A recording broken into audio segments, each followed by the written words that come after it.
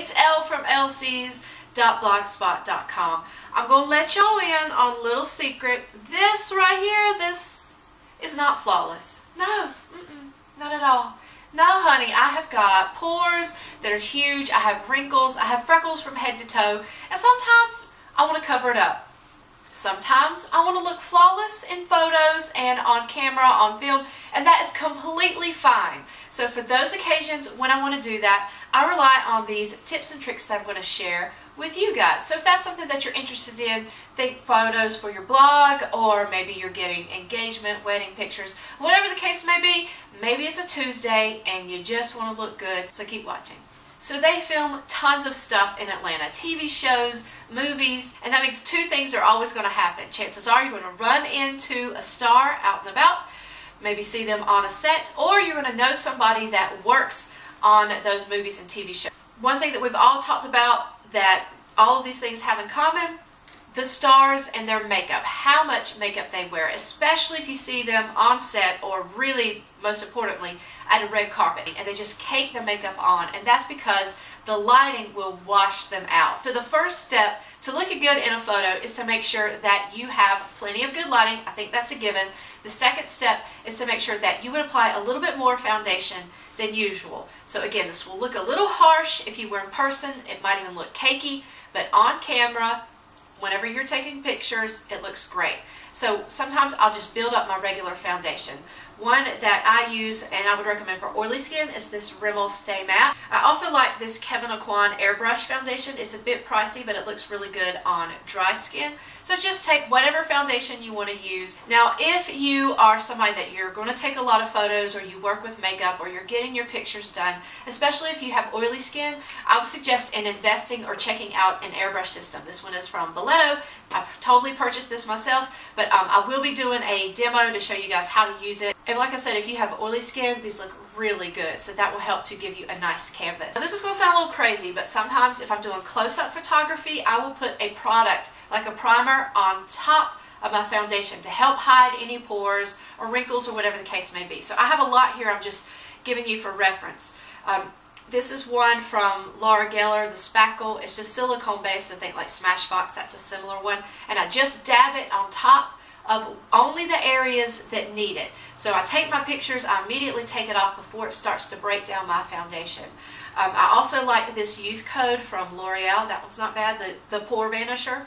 The Porefessional from Benefit. The one that's really thick that I stand by a lot is this Revitalift from L'Oreal, the Miracle Blur. Now this one is very thick.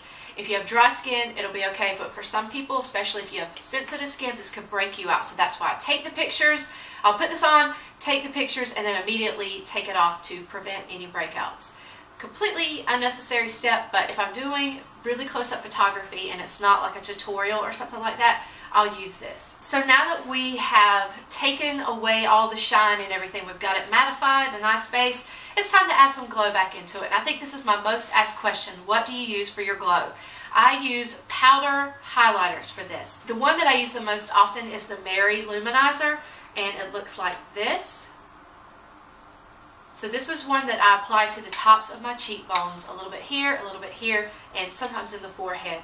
One that I use a lot for spring and summer for that rose gold would be this one from Becca, and it's just gorgeous. And when I'm going for that bronze highlight, I like this one from Sonia Kashuk. This is the Chic Luminosity Bronzer and Blush Duo. The cameras, as I said before, can completely wash you out from color. So I suggest adding a bright pink pop of blush to the cheeks, and it looks great. You'll get that youthful glow that you're going for, and add a little bit of color to your face as well. I love this NARS limited edition One Night Stand because it has so many versatile blushes, but definitely for the pink center color right there. A more affordable option is this Pink Passion from e.l.f. It's just a beautiful pink. Like I said, it's matte. There are also some from the Balm, which I didn't bring in here. They're in the makeup room.